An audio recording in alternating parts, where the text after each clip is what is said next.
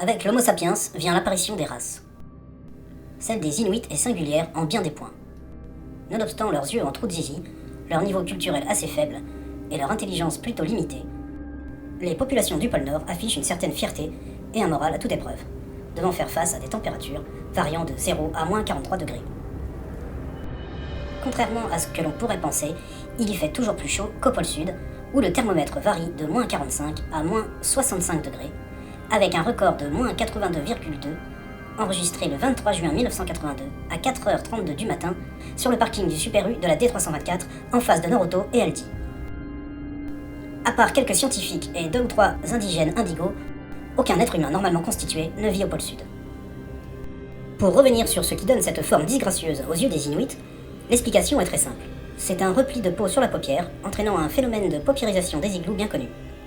Au moment où les hausses du prix de l'énergie atteignent des plafonds records, même dans les igloos dont le dôme n'excède pas les 3 mètres de hauteur.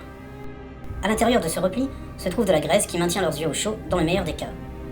En effet, les souffles glacés de l'Arctique peuvent geler les yeux, et la neige reflète la lumière si fort qu'elle pourrait les brûler, d'où l'importance cruciale de cette défense naturelle.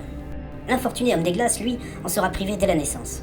Ce manque de peau serait donc la conséquence de rites ancestraux et lucifériens encore en vigueur de nos jours, ce fameux mauvais œil évoqué aussi bien en Corse du Sud que dans les régions situées les plus au nord du globe, lui-même enclavé dans la cavité orbitaire. Ce petit repli les protège également contre les intempéries, le vent, le soleil et la bourse de Taïwan.